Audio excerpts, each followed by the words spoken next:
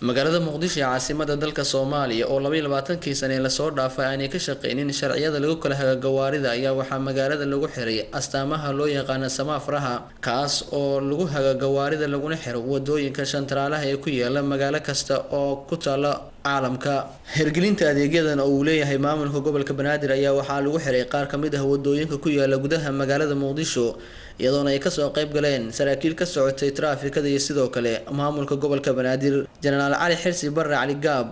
ayaa sheegay in loo baahan yahay in ugu horeyn la baro dadka ku dhaqanka calaamadahan kala duwan ee loo yaqaan samaafraha maadaama ay jiraan dad iyagu aan aqoonin isticmaalka calaamadahani waa markii koowaad dhowr iyo 20 sano oo dib loo soo celiyay oo shaqo bilaabay samaafro waa baroodo maanta way dhici kartaa in cilad ka soo baxdo laakiin waxaan rajaynaynaa 24 saac soo socda in la soco waxa loo baahan yahay idaacadaha iyo telefishinadu inay barnaamijyo siiyaan oo la sii daayo oo dadkan loo sheego in gaduudku yahay socon in cagaarku yahay waa socon kartaa in jaalaha uu yahay digniin oo markii socod bilawga uu soo bixi doono jaalaha kadibna uu guusku ka dambeyn doono markii guusku soo baxana waa la istaagi doonaa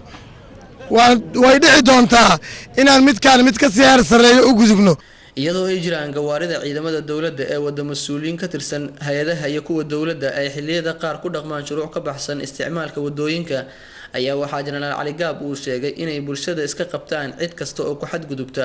isticmaalka wadooyinka taasoo aad arkaysa inta badan ciidamada dawladda iyo kuwa midowga Afrika xilliyada ay xirmaan wadooyinka ama mashquulka ay ku jiraan wadooyinka ay isticmaalaan wada qaldan dadweynaha waxaan ka codsanaynaa inay ayagu sharciga noqdaan cidda ku xadgudbaysa dadweynaha ayaa cid walba ka awood badan waxaad arkaysaan baawar ciidamada sidata